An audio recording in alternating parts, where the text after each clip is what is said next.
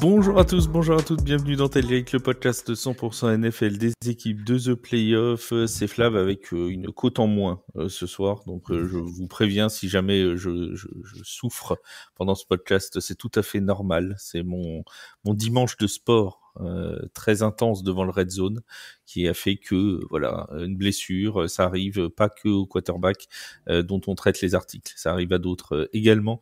Avec moi, on va faire quoi? On va faire le débriefing de la semaine 9. On va parler des Bills, on va parler des Chiefs, on va parler des Vikings, des Lions, des Packers, qui est-ce qu'on a d'autre au programme? Je suis perdu.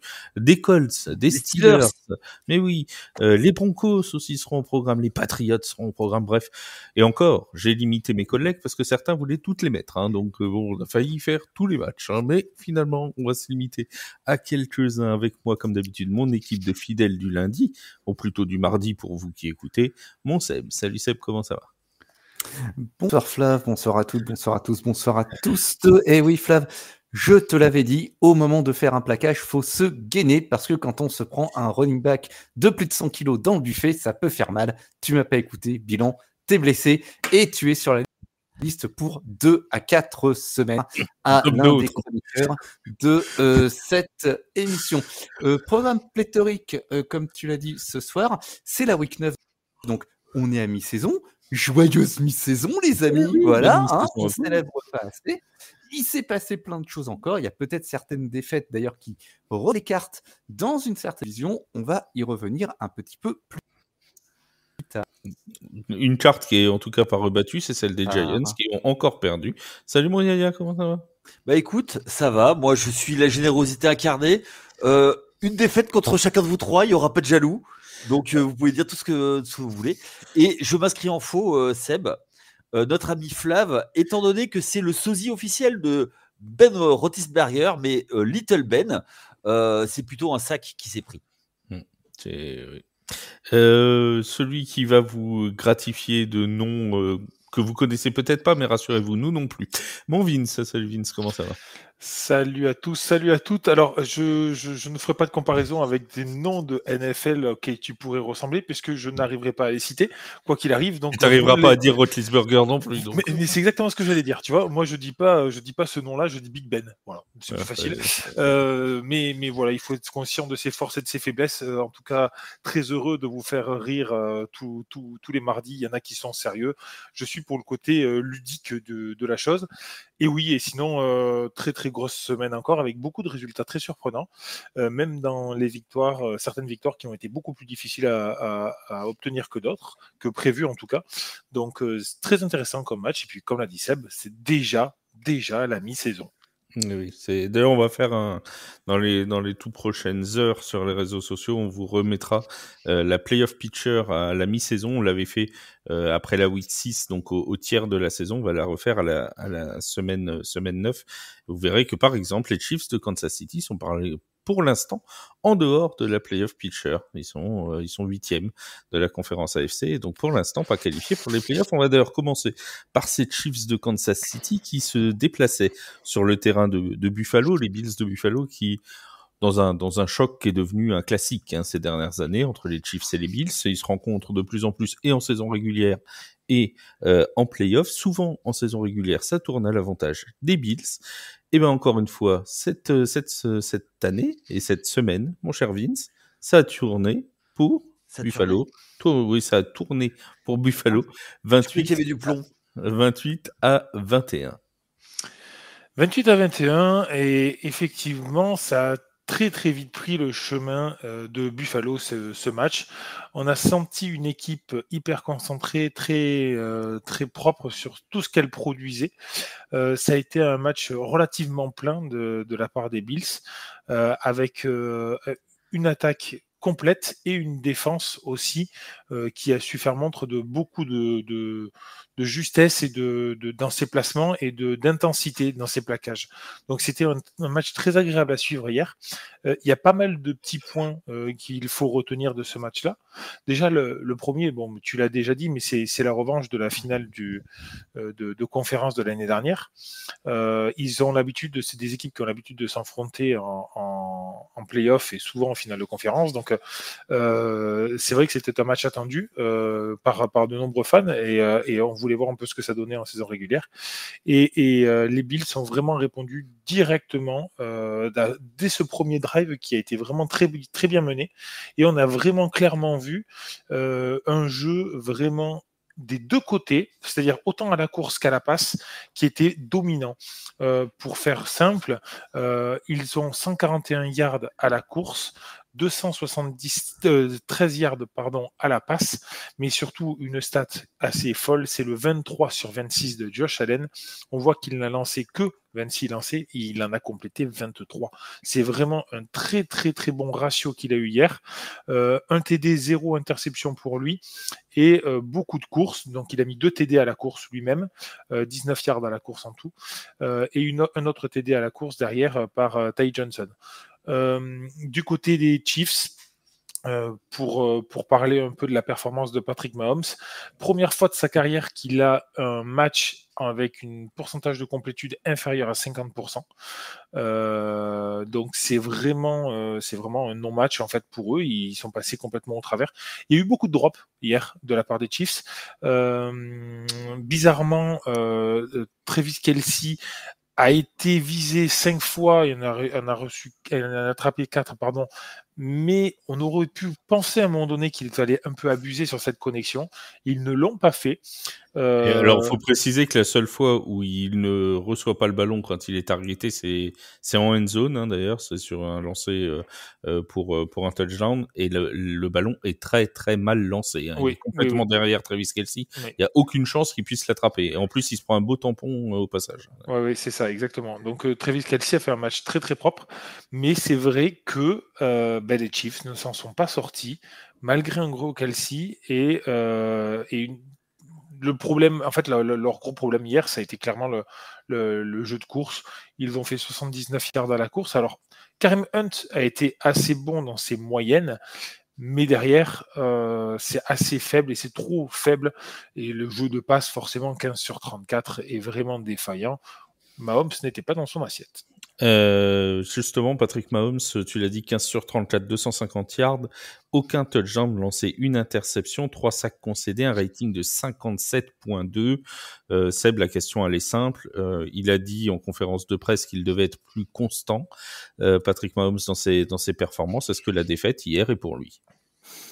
Je n'irai pas jusque-là. Il y a une chose qui est, qui est certaine, c'est que Mahomes, il a été harcelé par la défense de Buffalo, hein, Vince l'a rappelé, 3 sacs. Et l'illustration, c'est l'interception qu'il lance en fin de match, une interception réalisée par le safety rookie Maxwell Hairston, où il est obligé de forcer sa passe parce qu'il a la pression qui arrive, mais droit en face, et il est obligé de lâcher son ballon. Il n'a pas le choix, sauf que il le lâche vers un receveur qui est couvert. Il subit 15 fois, il se fait toucher, il se fait impacter. 3 sacs, mais 15 fois, il se fait impacter. C'est dire, c'est énorme. Ça fait beaucoup. Je pense que c'est pas dans les habitudes à Kansas City, et ça suffit à le faire. Alors déjouer, tout est relatif. Il a quand même réussi quelques exploits. Je veux dire, il a converti une 4e et 17 avec Rashee Rice, mais ça a été trop peu, trop tard. Il y a aussi une défense qui a lâché beaucoup trop de conversions sur les 3e downs, puisque Buffalo réussit un 7 sur 12, et surtout dans la red zone, Buffalo fait un 3 sur 3, il y a un front 7 qui est trop juste à Kansas City. Ils ont surtout été incapables d'arrêter les armes de Buffalo. Grosse importance des tight ends du côté de Buffalo sur ce match. Dalton Kincaid est le meilleur receveur avec 101 yards, mais du côté des tight ends, c'est 7 réceptions et 131 yards et un touchdown combinés entre eux. Donc le secondary a été perforé par les ailières serrées. James Cook a fait son match 5e à 100 yards pour lui cette saison, 27 courses, 114 yards, 4,2 yards de moyenne par portée. En fait, le souci de Kansas City, c'est qu'ils n'ont pas été capables d'arrêter un des 2 secteurs du jeu et de réduire Buffalo à une équipe unidimensionnelle. Au contraire, les Bills, ils ont fait feu de tout bois, et la différence, elle se voit sur le score.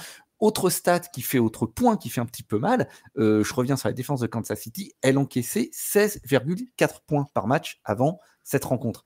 Ils en encaissent 28 hier soir, ça fait mal. Ouais, ça fait mal. Mon cher Yaya, est-ce que vraiment cette défaite, elle peut être... alors, je vais pas dire fondatrice parce que c'est toujours pareil avec les Bills, mais est-ce qu'elle peut servir à quelque chose? Est-ce qu'ils peuvent apprendre enfin de cette victoire? On sait que d'habitude, quand ils se retrouvent après en playoff, bah ça fait 4 fois, 5 fois maintenant de suite que les Bills gagnent en saison régulière, mais qu'en playoff, c'est Kansas City qui gagne. Est-ce que cette année, on va avoir un bis repetita, ou est-ce qu'enfin, ça y est, les Bills ont trouvé la clé des Chiefs? Les matchs de saison régulière n'augurent absolument rien des playoffs. Buffalo n'a jamais battu Patrick Mahomes en playoffs. En revanche, en saison régulière, ils sont à 5 victoires, 1 défaite. Donc, dit comme ça, peut-être qu'ils ont trouvé des choses, mais on peut se dire aussi que Kansas City, contre un adversaire direct, garde des stratégies sous le coude et a essayé des choses et sait comment faire. Alors oui, effectivement, la ligne s'est faite perforer par la défense, mais en playoff, quand il va falloir aller gagner le petit yard suffisant pour passer ce tour, ils seront là. Je reste persuadé, moi, que la défaite est plus préjudiciable sur le record actuel de Kansas City parce qu'ils ont pris un peu de retard. Malgré tout, en playoff, ça jouera. S'ils doivent se retrouver, ça se jouera du côté de Buffalo. Maintenant, je vois pas. Enfin, ce sera un tout autre match avec d'autres enjeux et je suis pas. Enfin, ça n'augure absolument rien et on se pose la question tous les ans et tous les ans c'est la même limonade. Donc tant que c'est pas arrivé, la victoire en playoff de Buffalo, et on connaît la proportion de choke de Buffalo. Alors après, attention, parce que tu nous dis que ce sera Buffalo, pas forcément. Ça peut très bien être à Kansas City. Il y a un monde dans lequel Buffalo finit 2e de sa division et les Chiefs remportent la leur. Est un match en wildcard avec les Chiefs en 4 et les Buffalo en 5, ou c'est à Kansas City. Ça peut aussi. Oui. Alors oui, j'avais pas vu ça comme ça, mais après, les probabilités sont effectivement... Mais c'est vrai qu'ils pourraient se retrouver en play-off beaucoup plus tôt que les autres années. Il y a un monde dans lequel, dès la wildcard, on peut avoir un Buffalo Kansas City cette année, quoi. C'est ce qui serait assez... pas piquer des hannetons. D'ailleurs, j'en profite pour prendre la question de Jiasu sur le Discord, qui demande, Discord que vous pouvez rejoindre si vous écoutez Tailgate et que vous avez envie de venir discuter avec toute l'équipe de Tailgate sur Discord, n'hésitez pas. Le lien est sur toutes les bios des réseaux sociaux de TPO. C'est pas toujours bio ce qui se passe sur ce... Non. On rigole bien sur le Discord. Vous n'hésitez pas à venir. La question donc sur les Chiefs, ont-ils mis fin à tout espoir de remporter la division avec 7 défaites, mon cher Vince? Je rappelle pour ceux qui n'ont pas le classement sous les yeux que les Chiefs sont à 5 victoires, 4 défaites. Devant eux, il y a les Chargers à 6 victoires, 3 défaites, et les Broncos, on va en parler après, à 7 victoires et 2 défaites. Ils ont donc 2 victoires de retard sur Denver actuellement. En tout cas, ils ont grandement hypothéqué leur chance de remporter la division. Alors, il y a 2 raisons à ça. Déjà, une, c'est le fait que il y a 2 équipes qui sont devant et ils sont à 5-4 alors que la première est à 7-2. Donc là, c'est juste des maths.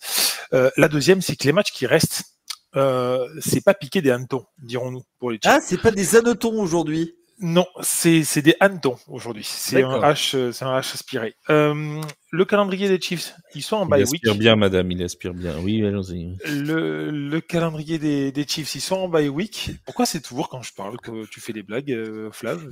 Parce que c'était drôle, c'est le plus drôle d'entre nous. Ils sont en bye week, ça va leur faire beaucoup de bien. Derrière, ils se déplacent chez les Broncos, ils reçoivent les Colts, ils vont à Dallas chez les Cowboys, ils reçoivent les Texans, ils reçoivent les Chargers, ils vont chez les Titans, par contre, ils reçoivent les Broncos et ils vont chez les Raiders. Le calendrier là, des 4 prochaines semaines est assez copieux, dirons-nous. Je pense même, sans aller jusqu'aux 4 prochains matchs, le prochain match des Chiefs est déjà un must-win pour les Chiefs, Oui. puisque c'est chez les Broncos. Si les Broncos gagnent, ils sont à 8-2. Les Chiefs resteraient à 5-5, si je dis pas de bêtises. C'est ça. Ça Alors, va faire, peut-être que attends, je dis peut-être une bêtise, mais les Broncos, ils sont pas en bye week la semaine. Oui, non, ils sont pas. Oui, donc ils seraient peut-être même à 9-2. Ils pourraient même être à 9-2, effectivement, puisque les Broncos se déplacent chez les Raiders. Ouais. Ouais. Donc, non, ils reçoivent les Raiders. Donc oui, ils ont beaucoup hypothéqué leur chance, clairement. Maintenant, pour moi, ce n'est pas le match d'hier qui hypothèque leur chance. C'est principalement plutôt la défaite un peu en avance dans la saison chez les Jaguars, ce qui était pour eux déjà, il fallait la prendre. Le calendrier des Chiefs, on le savait, il n'était pas facile pour eux. Et voilà, après, ça va être une division qui était très compliquée, on l'avait dit. J'ai du mal à les enterrer encore une fois, mais clairement, ce ne sont plus les favoris de la division. Ça, c'est une évidence. Chargers a déjà 3-0 dans la division et les 2 matchs contre les Broncos qui arrivent vont être capitaux. Après, ils ont leur destin entre leurs mains puisqu'il y a ces 2 matchs contre les Broncos et avec 2 victoires contre les Broncos, et ben forcément ils reviennent au contact et ils passent devant avec le tiebreaker. Donc ils ont toujours leur destin en main, mais il en reste pas moins que effectivement le match non pas de la semaine prochaine pour les Chiefs mais de la semaine d'après puisqu'ils sont en bye week la semaine prochaine est sans doute le match le plus important de leur saison parce qu'avec une défaite contre les Broncos, alors ça hypothèquerait pas les chances de play-off, enfin ça les hypothèquerait un peu plus, mais il y aurait toujours des probabilités de play-off pour les Chiefs, hein, ils seront pas éliminés de la saison avec s'ils perdaient là, mais le titre de division, ça commencerait à sentir un peu mauvais. Hein, puis le match contre les Chargers va coûter très très cher aussi. Hein. Attention, cette et division, puis t'as les Colts au milieu où bon, t'as les Colts. Les Colts au milieu. Oui, on va en reparler après. On va en parler, oui. Vas-y. Non, mais il y a juste une petite chose, c'est qu'il y a aussi le match de Thanksgiving, et c'est toujours des matchs très particuliers. Ah, d'ailleurs, on le commentera celui-là. Et voilà. Chez les Cowboys, hein, on est d'accord. Chez les Cowboys. Alors, tous les ans à Thanksgiving, c'est d'abord chez les Lions, ensuite chez les Cowboys. Oui, non, mais c'était pour savoir si c'était bien ce match-là, celui de Thanksgiving. Alors après, il y a le troisième match, ça aurait pu être le troisième match qui est un peu plus random. Il n'y a pas d'équipe sur le match de la nuit désignée. Ça aurait pu être un autre. Voilà, ça aurait pu être. Non, mais nous, en général, c'est celui de 22h qu'on commente. Tout à fait. Et voilà. C'est tout à fait. On commentera le match entre les Cowboys et les Chiefs le jeudi de Thanksgiving, le 27 novembre. Et ça tombe bien, c'est pas un Beaujolais, c'est une semaine après le Beaujolais, donc ça tombe bien. Et tant qu'on en est à parler des rendez-vous, on vous le redira en fin d'émission, mais ce mardi soir à 21h, on se retrouve aussi en live pour la dernière heure de la trade deadline tous ensemble. On va pouvoir discuter de tous les trades qui se sont faits déjà et qui vont se faire d'ici demain soir, donc de 21h à 22h, demain sur Twitch et sur YouTube. Vous pourrez retrouver Seb, il sera là. Oui, t'es là mon Seb demain? Demain, bien sûr. Demain, mardi, parce que vous écoutez mardi. Oui. Donc, mardi soir. Autant pour moi, oui. Mardi soir. Ne venez pas mercredi. Voilà, ne venez pas mercredi, ça sert à rien. Ça, surtout pas, mais de toute façon, il y aura une annonce sur les réseaux sociaux, vous allez voir tout ça sans problème. Mon Yaya, t'es là demain? Enfin, t'es là mardi? Oui, je suis là tout à l'heure, quand vous écouterez, puisque voilà, et ceux qui nous écoutent un peu plus tard dans la semaine, ne venez pas non plus le mercredi ou le jeudi, ça sert à rien. Voilà, mais vous pourrez réécouter en podcast. Oui, bien sûr, bien évidemment. Et toi, mon Vince, t'es là ou pas mardi? Il va falloir que je vois encore. Ça va être de l'âpre négociation. Ok, d'accord. Bah négocie pour nous, sinon on trouvera un remplaçant, il n'y a pas de souci. On fera venir Waik, ça lui fera plaisir. Non, mais j'ai pas signé pour souffrir, ok? Voilà, ça fait toujours plaisir. On va parler des Colts, en parlant de Waik. On a Waik et on va parler des Patriots juste après, mais d'abord les Colts d'Indianapolis qui sont tombés, mon cher Seb, sur un sacré traquenard hier. Face aux Steelers de Pittsburgh, tais-toi un peu Yaya, ça te changera. Face aux Pittsburgh Steelers, les Colts, on avait dit, ils ont eu un calendrier facile, ça va être le premier vrai gros test qu'ils vont passer. tout semblait plutôt bien se goupiller dans le premier quart-temps, un premier touchdown de Daniel Jones, tout semblait plutôt rouler. Et ensuite, ça s'est considérablement compliqué pour les Colts. En effet, la vie a été belle pendant 15 minutes pour les Colts et Daniel Jones. Et puis, patatras, on a assisté à un miracle. Il faut savoir que avant le match, sur le parking, des fans ont organisé une cérémonie d'enterrement de la défense des Pittsburgh Steelers. Eh bien, sur la pelouse, miracle, résurrection de cette défense, alors que le cadavre était encore chaud. 5 sacs, 6 pertes de balles provoquées et la meilleure attaque de la ligue tenue à 20 points. Daniel Jones a passé la pire journée de sa vie de Colt. 31 sur 50, 342 yards. Certes, un touchdown, d'accord, mais 3 interceptions, 5 sacs encaissés, 63,9 rating. Il ajoute un fumble au palmarès. Il est responsable de 5 turnovers à lui tout seul. Il y en aura un 6e d'ailleurs, mais qui n'est pas à son crédit, celui-là. Et Pittsburgh a stoppé le jeu de course des Colts. Ce qui est un exploit quand on sait que Jonathan Taylor est quand même dans les petits papiers pour le titre de MVP. Ça a forcé Indianapolis à se rabattre sur le jeu de passe seul, et ça n'a pas du tout fonctionné à cause d'une protection défaillante et de lancers hasardeux de la part de Daniel Jones, qui ne nous avait plus habitués à ça. Il n'a même pas réussi à trouver Tillman. Exactement. Il n'a même pas réussi à trouver Tillman. Du côté de Pittsburgh, j'ai parlé de la défense, les joueurs qui sont illustrés.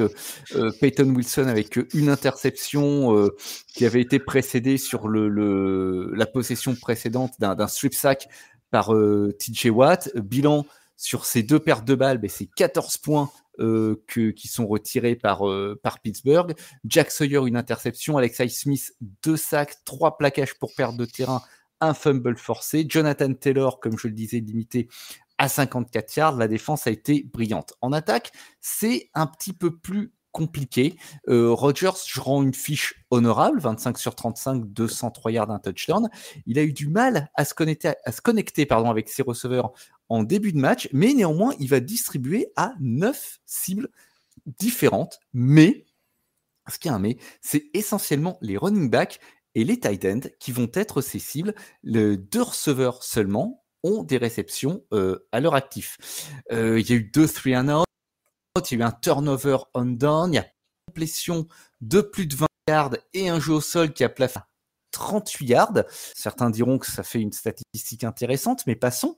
Voilà, tout n'est pas rose malgré la victoire du côté de Pittsburgh. Et alors, vous allez voir pendant le live mardi, vous allez enfin voir les dessous de Tailgate avec Yaya qui met des blagues plus ou moins réussies, souvent moins, hein, on va pas se le cacher, et Vince qui sait même plus où se mettre, qui fait des grands gestes, et le seul être sérieux. Et on se demande après pourquoi c'est mon préféré, c'est Seb. Voilà, c'est parce que moi j'aime les gens sérieux. Voilà, c'est comme ça, c'est ainsi. Oui, alors que tu glisses des pots de banane en permanence. Je prends des bouffes à chaque phrase, mais voilà. C'est que de l'amour. C'est que de l'amour. Mais oui, c'est que de l'amour. J'ai une question de Val Steele sur notre Discord. Tiens, ça va être pour Yaya ou pour Vince, peu importe qui veut répondre. Oui. Est-ce que vous pensez que les Steelers peuvent jouer les troubles faits en AFC si et seulement si leur défense est un peu plus constante? Mine de rien, l'attaque sans être flamboyante a une moyenne honorable de 25 points par match, et on a l'impression que dès que la défense provoque des turnovers et que cette ligne défensive met de la pression, c'est difficilement jouable pour les adversaires. Est-ce que vous êtes d'accord avec ce constat? Oui, alors moi je vais juste une fois de plus, Pittsburgh c'est l'anomalie statistique. Alors oui, il y a beaucoup de turnovers. Ils ont créé de turnovers et ils vivent par la création de turnovers. Là, sur le match, ils ont moins la balle. 31 minutes 55 contre 28,05. En total yard, ils font 225 yards. Pittsburgh.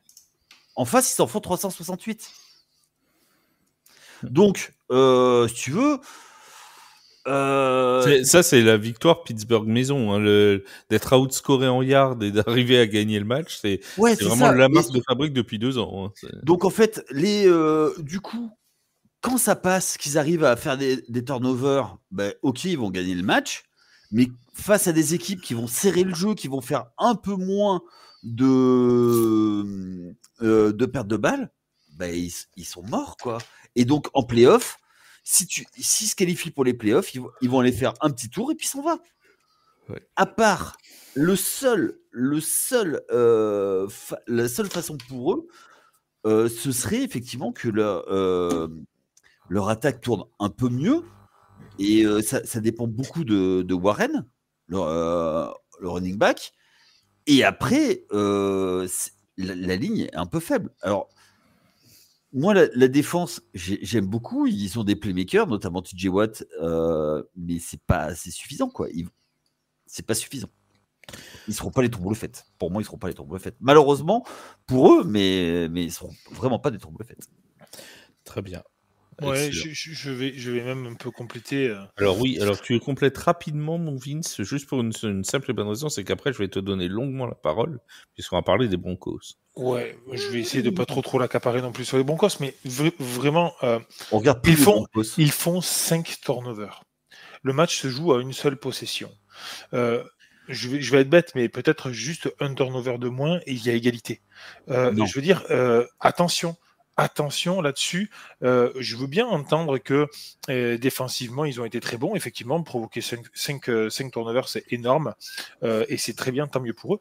Mais ils n'ont seulement que 17 first down dans le match contre 26 pour les Colts. Ils se sont pas fait seulement outrepasser sur les yards produits en attaque, ils se sont fait outrepasser sur tout le match. Le seul truc qu'ils ont positif, en plus, il y en a deux, c'est le nombre de turnovers et le score à la fin.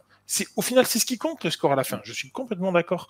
Mais attention, moi, je ne mettrai quand même pas encore ces Steelers-là en termes de troubles faits, mais vraiment pas. Aaron Rodgers, on l'a vu hier, moi je trouve qu'il a vraiment les 2 pieds dans le ciment du stade. Il n'arrive plus à se déplacer comme avant. Et c'est d'ailleurs triste pour le joueur qu'il était parce que j'ai adoré ce joueur. Et maintenant, ils se prennent 13 points dans les 5 dernières minutes. Mais d'accord. Mais avant, je suis désolé, mais avant, ils ont le match en main. C'est juste parce qu'ils prennent un touchdown et derrière, ils perdent un ballon sur un onside, juste après l'onside kick. Bon, ils le récupèrent tout de suite après pour clore le match, mais ils font des free and out. Mais c'est juste avec l'énergie du désespoir que Indianapolis revient. Mais sinon, la plupart du temps, ils sont à 20 à 7. Tu m'enlèveras pas du fait qu'ils n'ont fait 17 first down dans le match. C'est trop peu pour essayer de jouer les troubles faits tout au long. Oui, mais comme ils font des turnovers, ils n'ont pas la balle au fond de leur bien terrain. Sûr. Oui, ça c'est sûr. Donc ça ils vont pas créer des first down et puis après derrière ils font des jeux, quoi. Donc moi je suis sur le match, je suis pas d'accord avec toi. Sur la totalité, oui, je suis sur la totalité de la saison, je suis entièrement d'accord avec toi. On passe justement aux Broncos parce que, alors on va faire rapidement les Broncos et les Patriots. Bon, je suis pas beaucoup. Parce que la défaite des Colts d'Indianapolis ouvre la place à un resserrement en tête de l'AFC. Ils ont laissé la porte ouverte. Alors les Bills se rapprochent, eux aussi des Colts. Ils sont plus qu'à une seule victoire de la tête de l'AFC. Mais il y a 2 équipes qui ont rejoint les Colts avec le même bilan, à commencer par les Broncos de Denver qui s'imposent 18-15 sur le terrain des Houston Texans, des Texans privés pendant une grande partie du match de CJ Stroud, sorti sur protocole commotion, et qui ont donc pas réussi à battre les Broncos. Alors, Vince, tu vas me dire ce que t'en penses, mais on a parlé des Steelers qui ont une victoire Steelers, j'ai envie de dire, là on est sur une victoire Broncos, avec une défense et avec un field goal de Will Lutz à la dernière seconde. Bon, alors, j'ai dit tout à l'heure qu'on ne pouvait pas jouer les troubles faits avec seulement 17 first down dans un match. Hein. Donc hier, les Texans 15 first down, les Broncos 15 first down. Voilà. C'est, voilà mon propos. Hein. C'était un match défensif du début à la fin. Deux très grosses défenses qui se sont affrontées. Une attaque des Broncos qui a mis énormément de temps à se mettre en place et au contraire de la défense qui a été vraiment très très forte et dominante un peu sur l'ensemble du match. Pas de turnover dans ce match-là, il me semble en tout cas, si je dis pas de bêtises et si je me souviens bien. S'il y a une interception sur Bonix, oui, il y a une interception, mais sinon pas de turnover. Donc c'était un match très propre, beaucoup de fautes, beaucoup de fautes de la part des Broncos. Encore une fois, ils en font beaucoup trop. Ça commence vraiment à être pénible pour nous, fans en tout cas de cette équipe. Pour revenir sur le match, la victoire, elle n'est pas complètement méritée, elle n'est pas imméritée non plus. Les Texans n'ont pas réussi à creuser le trou quand il fallait. Ils marquent 15 points, c'est 5 conversions de field goal, c'est aucun touchdown. Donc, notamment après je crois qu'il y a 2 fois où ils ont la balle en première et 1 ou 2 yards. Je crois que la première fois, c'est première et 1 yard. Ils n'arrivent pas à convertir. Et la deuxième fois, ils vont mettre un field goal. Et la deuxième fois, pareil. Donc, les Broncos ont montré beaucoup de solidité défensive, notamment sur la ligne. Ils ont un front five qui est monstrueux. Encore beaucoup de sacs. Je crois qu'il y en a 5 dans le match ou 4. Je me souviens plus. Pardon, je suis désolé. Mais voilà, ça fait vraiment beaucoup de sacs. Et oui, le match était très défensif. C'était pas un superbe match, clairement. Mais les Broncos l'ont pris. Et alors, dans les deux dynamique de ces deux équipes. Pour les Broncos, ça fait 6 victoires d'affilée.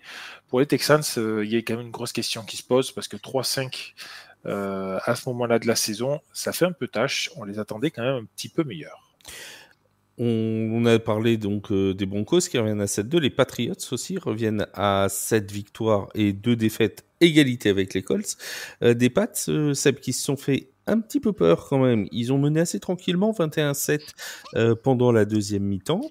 Et grâce à un show de Drake London, auteur d'un triplé hier, les Falcons sont revenus. On a presque cru revivre le Super Bowl entre les Patriots et les Falcons, avec un retournement de situation, sauf que inversé, sauf que cette fois, Atlanta a fait du Atlanta.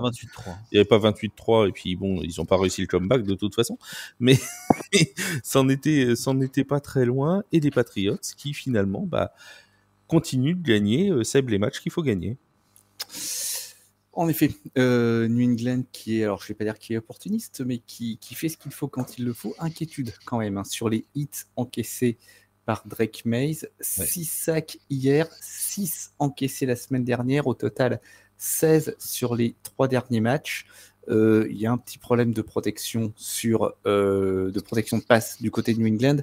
May a également en conférence de presse parlé de sa responsabilité à se protéger lui-même. Donc, ça veut tout de même dire qu'il est lucide sur le problème. Les Patriots ont joué sans Ramondre Stevenson, mais le jeu au sol s'en est sorti avec 110 yards.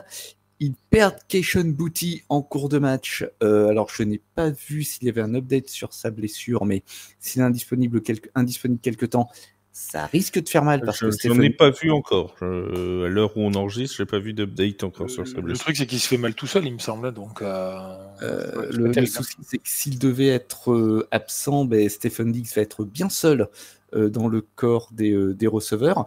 La défense est satisfaisante dans le sens où elle tient Bijan Robinson à 45 yards au sol. Du coup, ça fait 9 matchs sans un rusher adverse qui dépasse les 50 yards ou plus. Et c'est la première fois depuis 1950 que ça arrive. Sachez-le, 9 premiers matchs où une défense tient les rushers adverses à 50 yards ou moins. Une autre inquiétude tout de même, c'est un match, comme tu l'as dit, Flav, qui est proche de leur échapper malgré 2 possessions d'avance et qu'ils ne doivent qu'à une transformation ratée de John Parker Romo à quelques minutes de la fin. Donc, c'est passé, mais c'est quand même passé près. En plus, il leur redonne une munition après après ce PAT manqué. Il redonne une munition aux Falcons qui n'en profitent pas. J'ai juste un petit truc à rajouter sur Drake May, mais d'abord, Yaya.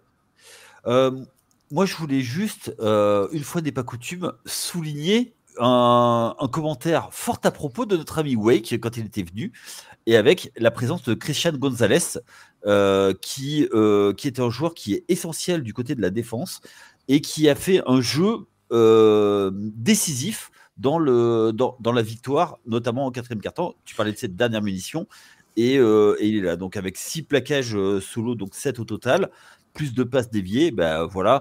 Il faut savoir dire quand il a raison, et c'est tellement peu souvent que j'en profite pour le saluer.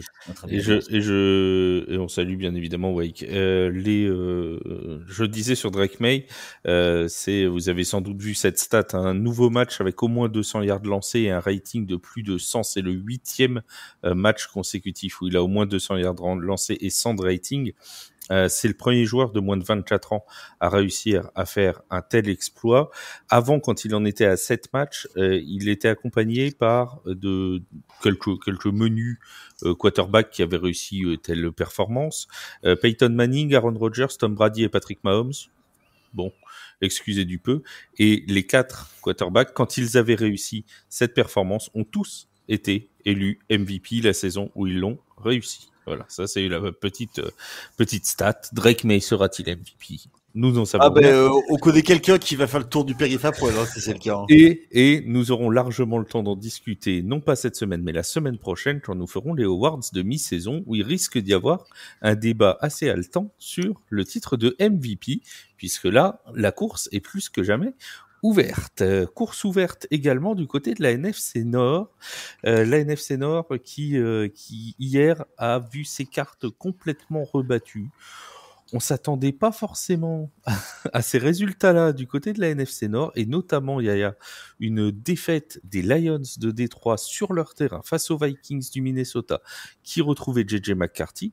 Les Lions qui revenaient, eux, de bye week. Dan Campbell, sans équivoque, en conférence de presse, a dit « La raison de la défaite est simple, mon équipe n'était pas prête ». C'est fort probable, et ça montre à quel point ils sont sur un fil du côté de Détroit. Donc il y avait le retour de JJ McCarthy, et bizarrement ça tourne tout de suite un peu mieux. Beaucoup de choses sur ce match. Ils ont dominé de la tête et des épaules ce match du côté de Minnesota, où ils n'ont pas eu la possession, ils n'ont pas eu les yards à la passe, mais ils ont eu en rushing yard, donc ils ont maîtrisé malgré tout le chrono, et derrière ils ont fait tout ce qu'il fallait pour maintenir le match, et on a senti un sentiment d'impuissance du côté de Détroit à pouvoir imposer leur marque de fabrique. Même s'ils ont eu la balle, ils n'ont jamais été le rouleau compresseur qu'ils sont d'habitude. Donc oui, ils n'étaient pas prêts, clairement. Et tu vois, mine de rien, d'avoir dit qu'ils servaient à rien, les Vikings, ils ont dû entendre, et ils ont dit tiens, c'est pour toi, Yaya. Moi, je trouve personnellement, et après vous allez me dire, Seb, Vince, si vous êtes d'accord avec cette analyse, mais je trouve qu'on est en plein justement dans ce qu'on avait dit sur les Vikings. C'est une équipe totalement illisible. On ne sait jamais ce qu'on va avoir avec les Vikings d'une semaine sur l'autre. Mais là, ils ont leur quarterback. Oui, non, mais d'accord, ils ont leur quarterback. Mais déjà, pour combien de temps? Parce qu'il s'est encore repris un coup dans le genou hier. Donc ça, c'est un autre débat. Mais même avec leur quarterback, ce qui marche hier, à mon sens, ce qui fait leur force, c'est pas que JJ McCarthy soit là, c'est que la défense de Brian Flores a complètement harcelé Jared Goff, qui limite Jahmyr Gibbs à 25 yards à la course et David Montgomery à 40 à la course. Enfin, quand il y a quand même pas grand monde qui a limité Gibbs à 25 yards à la course cette saison, et on peut même aller sur les 2 dernières saisons. Et quand tu vois comment Jared Goff est mis sous pression constamment, et on sait que quand il est sous pression, ça devient plus Jared Buff que Jared Goff. Voilà, c'est sûr que c'est compliqué, quoi. Mais c'est-à-dire que comme il ressemble un peu à Freddie Prinze Jr., il y a un côté Scooby-Doo, il court un peu comme Scooby-Doo avec les fantômes, quoi. Bon, Seb, tu voulais ajouter quelque chose sur Brian Flores quand j'en ai parlé? Je suis tout à fait d'accord avec ton bilan. Ils ont annihilé les Vikings le jour de Détroit. Bilan, il a fallu se concentrer uniquement sur la passe. Et là, ils ont mis la pression. 30 pressions enquêtées par Jared Goff et 5 sacs. Et bilan, ça fait 4 3-and-out pour cette attaque qui est pourtant survitaminée. Cette attaque, elle n'a pas marqué plus de 30 points, ni gagné plus de 300 yards lors de ses derniers matchs est-ce qu'il faut s'en inquiéter? Elle a fait un 5 sur 17 sur les troisièmes et le jeu au sol était donc au fond du trou hier. Est-ce que c'est une mauvaise journée au bureau ou est-ce qu'il y a vraiment des leçons à en tirer? Détroit en plus qui accumule encore les blessures sur ce match et qui sont censés être frais, reposés et dispo. Les Vikings, eux, ils ont contrôlé la ligne, que ce soit en attaque ou en défense. Ils ont même gagné la bataille des special teams puisqu'ils ont bloqué un field goal. Et du coup, c'était beaucoup plus confortable, enfin façon de parler, je vais y revenir, pour l'attaque, puisque McCarthy, lui aussi, il a quand même subi la pression. Il encaisse 5 sacs, ce qui a quand même pas mal handicapé sa précision alors qu'il avait été très très bon en début de match. Il s'est aussi servi de ses jambes puisqu'il a marqué un TD et il a su être clutch en fin de match avec une complétion sur Jalen Nailor et en fait qui leur permet de gagner, qui frise la rencontre. Il a été bien aidé par un bon jeu au sol qui génère 142 yards au total, 78 pour Aaron Jones. Et puis, mine de rien, ça dans la NFC Nord, ça. Je me demande s'ils n'ont pas trouvé la clé pour challenger ces Lions, moi. Parce qu'en fait, la gestion du jeu de course, elle a été claire. Ils ont tout envoyé au centre. Regardez bien les ralentis, vous allez voir les edges qui partent, mais vraiment extérieurs. Niveau stratégie, c'est clairement identifié, c'est clairement lu. Et les coureurs se sont fait cueillir à l'intérieur. Dès que les courses externes étaient coupées, c'était fini.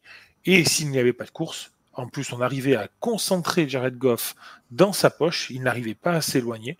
Et ça, stratégiquement, du côté de la défense, je pense qu'il y a beaucoup d'équipes qui ont dû le voir et qui vont comprendre un peu comment fonctionne Jared Goff. Si on lui laisse un peu de mobilité dans sa poche, c'est fini. Là, on a fait comme un ballon qui se refermait sur lui-même et c'est très intéressant de voir cette technique utilisée par les Vikings qui leur a permis d'avoir ce rendement défensif très fort. C'est là où on voit en fait que le coordinateur offensif Ben Johnson qui est parti prendre Chicago manque.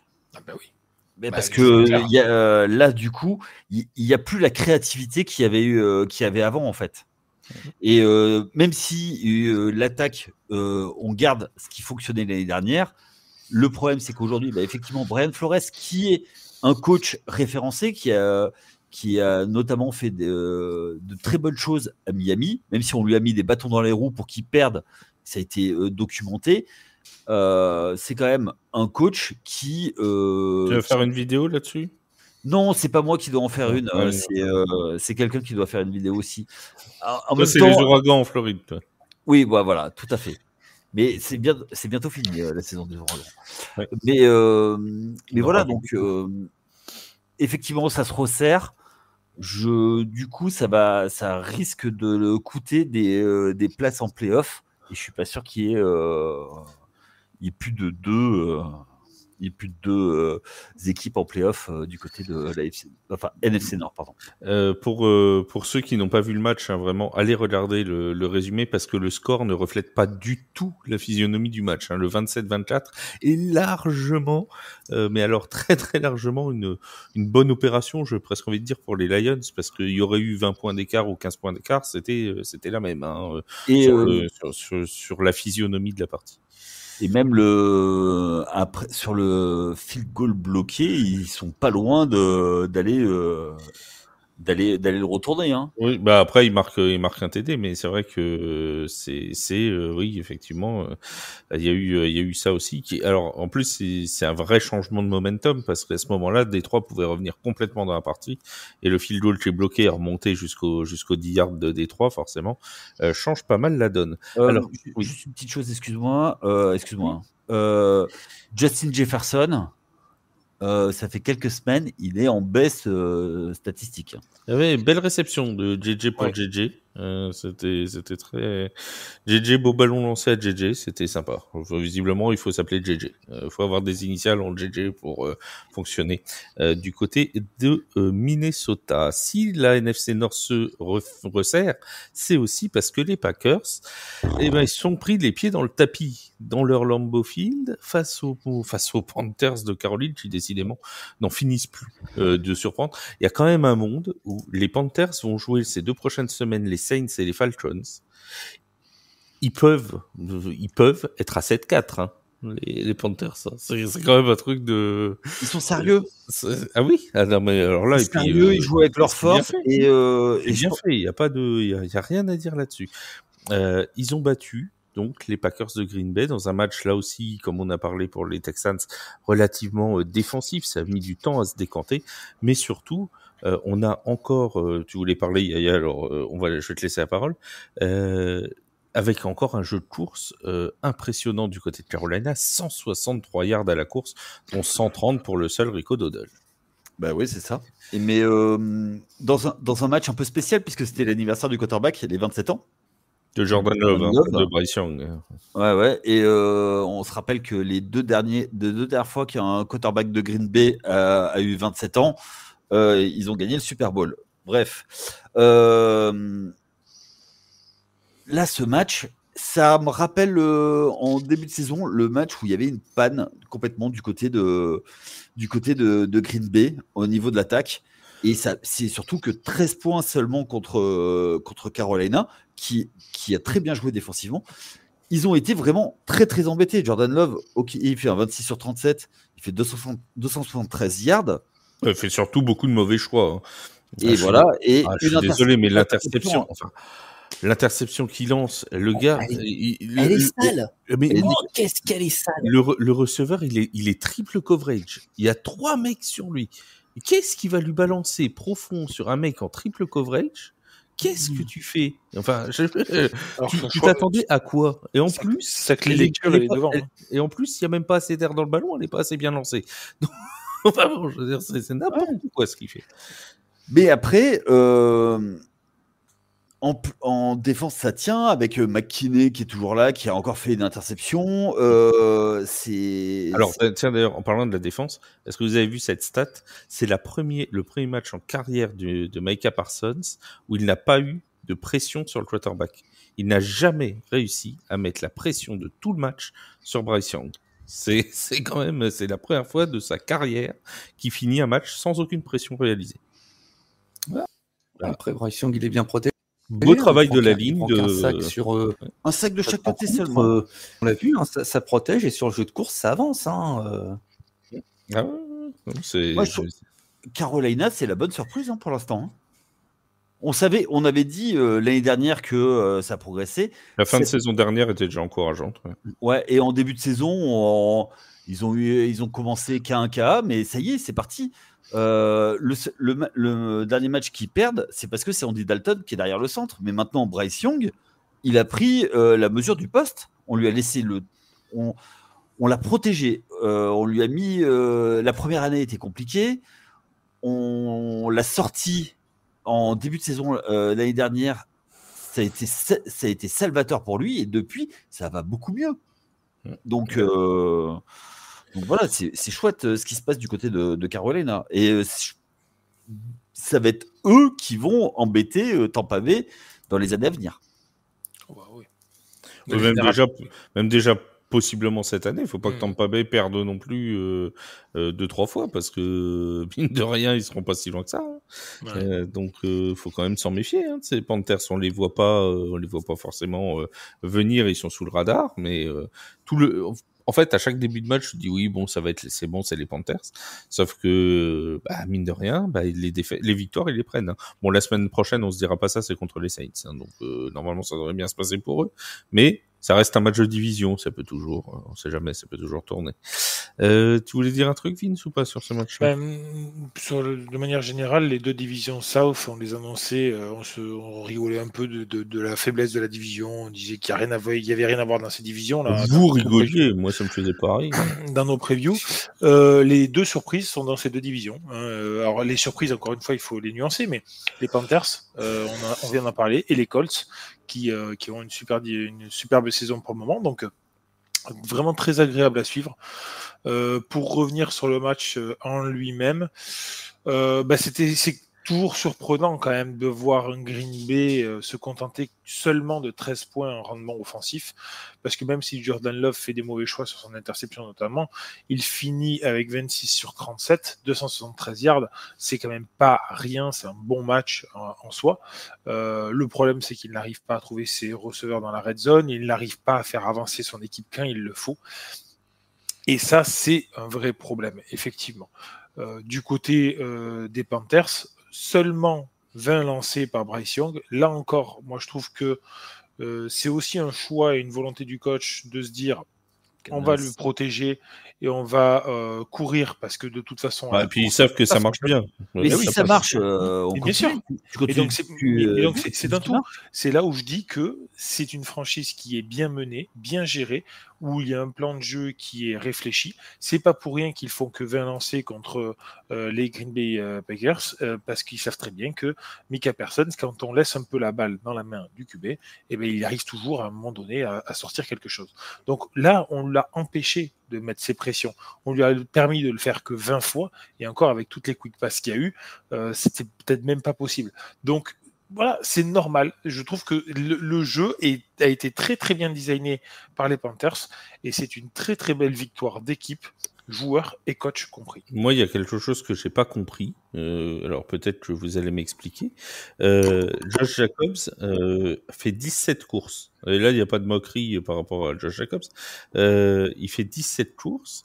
Il a une moyenne de 5 yards par course. C'est mieux que ce qu'il nous a habitué à faire d'autres fois. Voilà.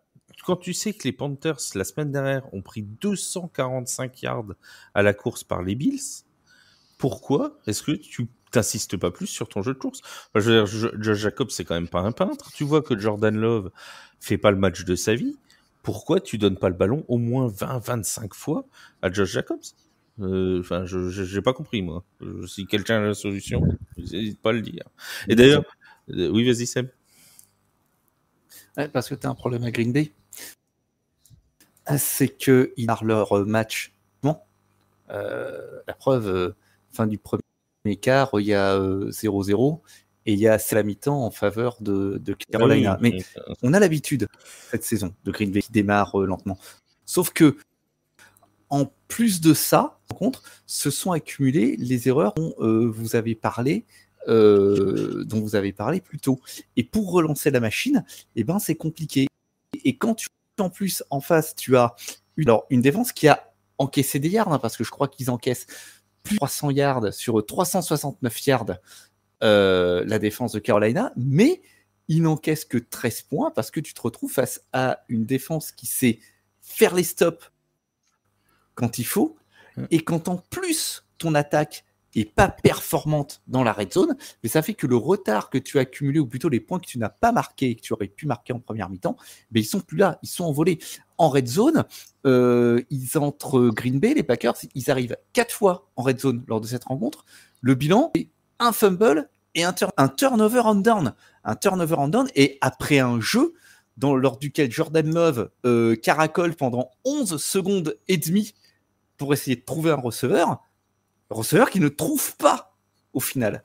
Donc ça veut dire que tu as une incapacité à vraiment faire le boulot dans cette attaque. Si elle commençait ses matchs beaucoup plus forts, ils ne se retrouveraient pas dans ce type de situation. D'ailleurs, en parlant des Packers, juste un petit mot pour rappeler que Tucker Kraft est blessé jusqu'à la fin de la saison, et ça va faire mal aussi à l'attaque de Green Bay. Oui, mon Yaya, rapidement. Ouais, rapidement, il y a juste une chose, c'est que non, il gagne au buzzer, Carolina, mais si Fitzgerald marque son extra point, et ça joue, c'est même pas, c'était Ouais, déjà réglé avant. rappelons que l'extra point était très lointain. Hein. Oui, parce que il y avait. Rico Dodell a pris une conduite antisportive sur la célébration. Ouais.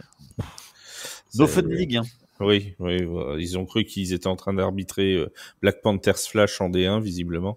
Donc bon, c'est assez gênant, mais enfin bon, c'est comme ça. On va pas revenir sur l'arbitrage, sinon ça va nous prendre 35 ans. Les coups de cœur, coups de griffe, les amis. On commence par qui T'as une question? Ah d'accord, ouais, c'est pas pour tout de suite. Oui, bah vas-y mon Yaya. Coup de cœur ou coup de griffe, ou les deux? C'est un peu les deux, c'est le Cincinnati Bears qui est rentré dans une autre dimension. Et Cincinnati, ça aussi.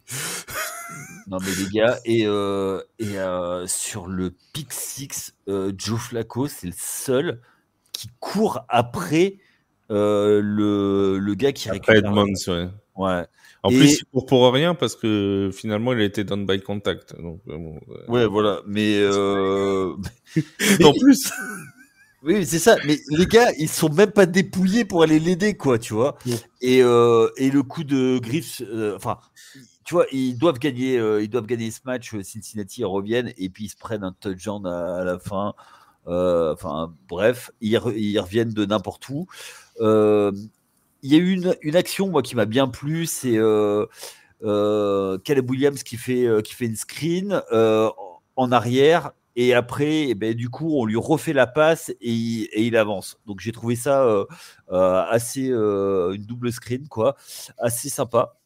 C'était marrant. Et après, sur ce match, et à la fin, Ja'Marr Chase qui fait la tête sur le bord du terrain en se disant putain, mais qu'est-ce que je fous là, quoi. C'est d'ailleurs dingue parce que on a un match qui a commencé par un TD sur le retour de coup de pied d'engagement, il y a touchdown.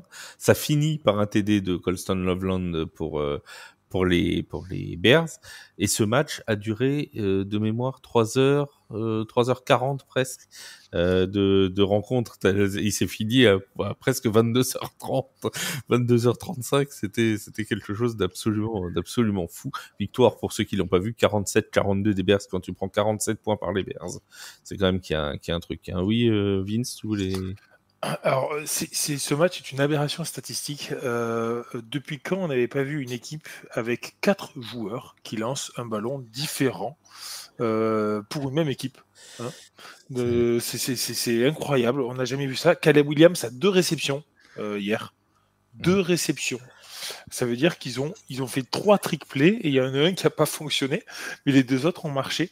Non, c'est vraiment un match... un non-sens, c'était incroyable, c'était du hurrah football complet. Joe Flacco, parlons-en quand même, 470 yards. Hein, moi, il m'a fait tripler parce que franchement, j'avais des gros doutes sur Joe Flacco. On avait fait un podcast dessus avec Arthur et avec Steph, avec Bertrand. Franchement, je me suis pas dit quand Joe Flacco est arrivé, c'est lui qui va stabiliser l'attaque. Il arrive à très bien mener sa barque. Alors, il est bien aidé. T. Higgins fait des gros matchs, Ja'Marr Chase aussi. Il arrive à bien mener sa barque. Là où il m'a fait rire, et c'est pas méchant du tout, mais je vais me moquer quand même, c'est sur la tentative de Hail Mary. Où tu vois, tu vois qu'il lui manque facilement 30 yards. Ouais. 20. Allez, 20. C'est l'impression que c'est moi qui lance ce ballon, quoi. Higgins, 9e match d'affilée à domicile où il marque un touchdown. Ouais. Première dans l'histoire de la NFL. Ouais, il bat Jerry Rice qui était à 8, je crois. Ouais. Donc, mais en tout cas, la tentative d'Hail Mary restera pas dans les annales de la. Ah, mais c'est pas Tim Boyle, hein. Tu vois, tout le monde n'est pas Tim Boyle. n'est pas Tim Boyle qui vont après.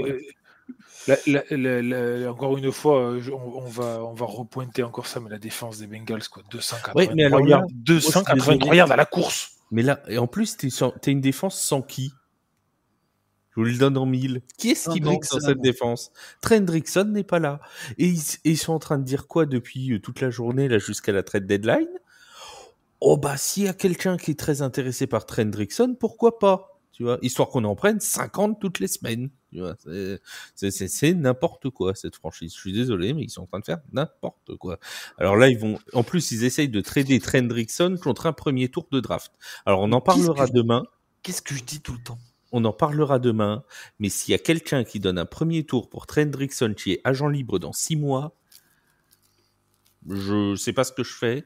Les Jets sont capables. Les Cowboys, les Cowboys sont capables de tout. Je crois que je prends un mois. C'est même pas ça qu'on les reconnaît. Je crois que je prends un mois sans faire de tailgate. Je vous le dis, c'est pas possible. Coup de cœur, coup de griffe, Vince. C'est pas vraiment un coup de cœur, coup de griffe, mais vous savez très bien que je vous ai saoulé pour en parler. Parler des Broncos. Non, je vous ai saoulé pour en parler, mais moi je pense que c'est important de parler de ce match-là. Merci, au revoir. Le match de la nuit entre les Seahawks et les Commanders. Alors, pourquoi simplement, déjà évoquer la blessure de Jaden Daniel, important pour la suite de la saison des Commanders, mais surtout pour le score et la manière. Les Seahawks qui surprennent énormément depuis le début de la saison. Moi, là, je vois un vrai trouble fait dans cette équipe. Je trouve qu'ils ont une maturité, une confiance vraiment impressionnante. Sam Darnold fait encore un match superbe. 21 sur 24, 330 yards, 4 TD, une interception qui vient gâcher un peu tout ça, 5,41 de rating. C'est vraiment un super match. De plus en plus d'Américains commencent à parler de Sam Darnold en potentiel MVP. Et franchement, je suis pas loin. Les Américains, ils en parlent, mais les bookmakers, non. Hein, je rassure. Oui, mais franchement, moi, je trouve que c'est pas inintéressant comme take. Ça dépend sur quel site tu veux. Hein. Et derrière. Non, sur tous les sites. Juste derrière, voilà. Par contre, les Commanders qui, eux, sont en chute complète. Ça va être une saison très très très compliquée pour eux.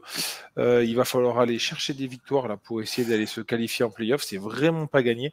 Ils ont perdu Jaden Daniel. Alors Mariota a fait du bon boulot, enfin du moyen boulot quand il était là. Il a fait du boulot. Hein. Voilà, il a fait du boulot. Faut peut-être pas y aller, quoi. Juste pour revenir, on en a parlé pendant sur le Discord, et je suis d'accord avec toi avec ce que tu disais, Flav. Jaden Daniel était en retour de blessure, il lui fallait du temps de jeu, du rythme. C'est pas pour rien qu'on l'a fait jouer.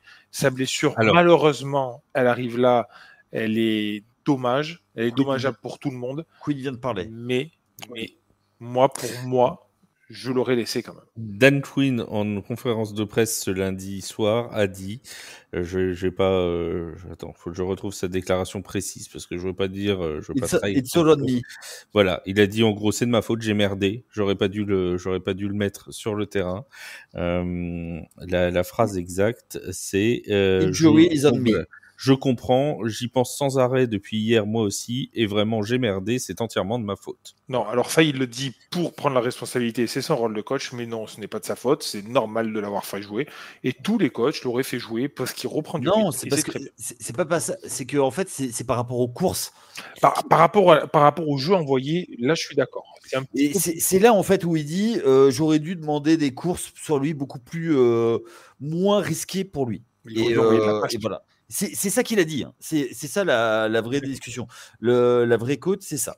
Donc la discussion, c'est pas sur le fait qu'il soit resté sur le terrain, c'est sur les. Alors il y a les deux. Il y a le fait qu'il soit resté sur le terrain parce que tu t'es mené de 30 points à 7 minutes de la fin et que les chances de retour sont quasi impossibles. Et il y a en plus le jeu qui est appelé. Voilà. Bon, après, c'est un débat. C'est beaucoup monté en mayonnaise parce qu'au final, si Jaden Daniels marque, qu'ils reviennent à 25 points et puis qu'ils arrivent à faire un retour improbable comme on en a déjà vu en NFL, et ben tout le monde dit bah oui, pourquoi il l'aurait sorti, c'est n'importe quoi, etc. Donc voilà. En plus, il avait besoin de temps de jeu parce qu'il revenait d'une blessure qui n'est pas du tout celle qu'il a contractée. Là, c'est une mauvaise chute. Hein. Voilà, il tombe sur son bras. Les images sont absolument terribles pour ceux qui les ont vues. Si vous les avez pas vues, vous regardez sur l'article qu'on a fait sur The Playoff. La vidéo y est dans tous les détails. T'avais fini sur ils ont perdu Marshall Latimore aussi, possible rupture des ligaments du genou. Je crois que c'est Ça y confirmé, est, ça a été confirmé. Ouais. Et Luke McCaffrey aussi qui s'est Oui. blessé pour toute la saison. Lui, Non, je mais- crois que c'est l'épaule. Vraiment dimanche noir pour les, Ah bah pour les c'est Commanders. soirée cauchemar d'Halloween quoi. C'est vraiment. Et très franchement, Halloween et citrouille. Ouais. vu le calendrier qui arrive, ça va être compliqué d'aller chercher une place en Ah playoff. bah pour les playoffs, sans Jay Prochain Daniels match, pendant ils reçoivent les Lions, ils reçoivent les Dolphins et ils reçoivent les Broncos. Non mais c'est mort. Seb, coup de cœur, coup de griffe. Voici une action, c'est la réception de James Williams des Lions pour son touchdown. Longue touche, il est tourné vers l'intérieur du terrain, une balle qui arrive sur l'épaule extérieure, il se retourne, il attrape à la hauteur de sa hanche. Et il se détend pour marquer, c'était superbe, c'était chouette. Voilà. C'était magnifique. Et alors, je vais en faire un mois parce que personne n'en a parlé. Je vais quand même donner un petit coup de cœur à Cam Little, notre kicker des Jaguars, qui a battu le record all-time du plus long field goal avec 68 yards. Alors oui, je sais, il a tapé 70 yards, mais c'était en pré-saison parce qu'on nous les arrête pas de nous le dire. J'ai eu 2 mails dans la journée en me disant non, l'article est faux, il a déjà tapé 70 yards. Oui, mais c'était en pré-saison. Donc là, on parle en match officiel. La marque est donc de 68. Il bat Justin Tucker qui était à 66. Alors, je suis pas sûr que ce record tienne très longtemps parce que je vois bien Brandon Aubrey tenter ce soir ou la semaine prochaine de reprendre le record rapidement du côté des Cowboys parce qu'on sait que lui, il veut être le premier à passer la barre des 70 yards. Donc, à mon avis, Sacré Martin. il va tenter. Et le plus fort dans ce coup de pied de Cam Little, c'est qu'il a de la marge. Ça frôle pas du tout la barre, hein. La barre transversale, ça passe facilement. Je pense qu'il a au moins 4 ou 5 yards de plus. C'est très nettement. Et donc, du coup, on se dit qu'un 70, 71, 72, ça peut passer un jour. C'est en stadium, hein. Oui, mais pas sûr que ça plaise à la NFL. Parce que quand tu te dis que là, maintenant, tu vas avoir besoin d'être dans tes propres 45 pour tenter un field goal, pas sûr que ça plaise des masses à la ligue, tu vois. Je suis pas sûr que ils soient convaincus par le truc. Qu'est-ce que tu veux faire? Ah bah, tu peux faire reculer le kicker. Hein. Au lieu des 18 de recul, tu le mets à 25. Hein. Tu fais des snaps plus longs, tu fais des... Oh, ils trouveront une solution, t'inquiète pas. Tu recules les poteaux. On vient trouver un truc, tu vois. Non, mais bon, là, on est clairement sur... Après, tout le monde sait que l'évolution du jeu et des kickers fait que les 70 yards, c'est une question de temps. Ça arrivera. Si c'est pas cette année, ce sera l'an prochain. Hein, mais ça arrivera... Non, mais bien entendu, mais enfin... c'est l'évolution de la science et tout ça, tu vois, les matériaux... Les ballons sont plus les mêmes. Ouais, tu veux lester les ballons?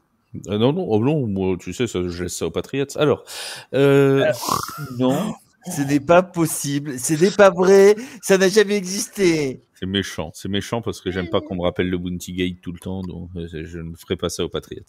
Les résultats de cette 9e semaine de compétition, les Dolphins ont été, à la surprise générale, battus 28-6 par les Ravens de Baltimore. Mike McDaniel est toujours en poste, et oui, croyez-le ou non, à mon avis, il a des dossiers sur tout le monde. S'il porte des lunettes de soleil, c'est parce qu'il fait partie de la mafia de Miami, je ne vois pas d'autre explication. Parce qu'il porte des pantacours. Oui, sans doute. En tout cas, le GM a été viré, lui, mais pas Mike McDaniel, qui est là, visiblement, nous a-t-on dit, jusqu'à la fin de la saison. Bon. Les Patriots qui s'imposent 24-23 face aux Falcons, on en a parlé. Les Chargers, alors ça on n'en a pas parlé, qui gagnent 27-20 contre les Titans. Ça a été tendu pendant un petit moment hein, quand même pour les Chargers, qui avaient très très mal commencé le match avec un très vilain pick six, notamment de Justin Herbert. Ils ont fini par s'en sortir. On va dire qu'ils assurent l'essentiel, mais c'est toujours pareil avec les Chargers. Hein, ça dépend un petit peu des semaines. Les Bears qui s'imposent 47-42 face aux Bengals. Les Steelers qui gagnent 27-20 face aux Colts. Ça on en a parlé. Les 49ers, on n'en a pas parlé, qui gagnent 34-24 face aux Giants. Un petit mot, Seb? J'en ai parlé. Journée tranquille au bureau, rien à ajouter. T'en as parlé quand? En entrée, en disant que nous, on est sympa. Ouais, d'accord. Voilà. Je vous conseille la vidéo de George Kittle qui se déhanche sur Cap of Demon Hunter. C'est très sympathique à regarder. Les Broncos qui s'imposent 18-15 face aux Texans de Houston. Les Vikings qui gagnent 27-24. Les Panthers qui s'imposent 16-13. Les Jaguars dans un match qui avait commencé très tranquillement. Hein. 0-0 pendant très longtemps, 6-3 à la mi-temps, je crois, si je dis pas de bêtises, et qui finit en prolongation finalement 9-6 à la fin du troisième quart. Hein. Voilà, et qui finit à 30-29. D'un coup d'un seul, c'est parti, hein, pourquoi pas. Après prolongation, avec une conversion à 2 points manquée par les Raiders. Oui. Ouais, alors juste pour l'histoire de la conversion à 2 points et juste expliquer. Donc, vous savez maintenant que dans les règles des playoffs, les règles des playoffs ont changé. On a, les règles des pas des playoffs mais des overtime. On a pris justement les règles des playoffs, c'est-à-dire que les équipes ont le droit de répondre. Il y a forcément un drive pour chaque équipe. Là, le problème, c'est que si les Raiders s'y convertissent à 1 point, eh bien, les Jaguars ont encore la possibilité de remonter et de pouvoir remporter le match une dernière fois. Et là, par contre, il n'y aurait pas possibilité de rendre la balle. Donc, ils ont préféré essayer de tenter ça. Et je trouve que c'est totalement louable et c'est une très bonne idée. De toute façon, vu la saison des Raiders... oui, voilà, c'est ça. Il faut l'essayer. Qu'il fasse un match nul ou une défaite ou une victoire, bon, je pense pas que ça changera la face du monde. Les Bills qui s'imposent 28-21 face aux Chiefs, les Rams qui gagnent sans trop de problèmes 34-10 face aux Saints, mais bon, qui ne gagne pas face aux Saints? Ah oui, les Giants. Et les Commanders qui perdent 14-38 face aux Seahawks de Seattle. Le dernier match de la 9e semaine, ce sera entre les Cowboys et les Cardinals dans la nuit de lundi à mardi. Donc quand vous écouterez ce podcast, vous avez le résultat, mais nous, on l'a pas encore, donc c'est comme ça. Mardi, donc c'est 21h, rendez-vous pour la trade deadline. Ce sera en live sur Twitch, sur YouTube, de The Playoff avec Seb, avec Yaya qui sera live, Vince s'il a réussi à négocier. On se retrouve donc pendant sa prochaine, pendant 1h15 ce mardi soir, 21h. Soyez au rendez-vous, ça nous permettra aussi de discuter avec vous dans le chat. Donc soyez nombreux. Merci Seb, merci Yaya, merci à Vince. Juste avant de refermer aussi cet épisode, n'oubliez pas d'aller écouter N1, le podcast NBA qui est sorti aussi aujourd'hui. Il va sortir sur les coups de 7h du matin et notamment avec une petite pastille d'Eliott qui est en direct d'Indianapolis. Donc voilà, n'hésitez pas à aller écouter Yaya, Anna et Chris pour le conseil de classe du mois d'octobre. Voilà, c'est ce que j'allais dire, on fait le conseil de classe, ça. Voilà, tu vois, je connais le programme puisque c'est moi qui ai monté le podcast. Et oui, voilà, ça me permet de le savoir. Je mets des appréciations. J'ai mon stylo rouge et c'est Prof Yaya, donc n'hésitez pas si vous aimez la petite baba à l'orange à aller écouter N1. Merci donc les garçons d'avoir été avec moi et puis on se retrouve donc mardi soir pour le live spécial Trade Deadline. Merci à tous de nous avoir écoutés. Très bonne journée. Salut tout le monde. Ciao. Ciao.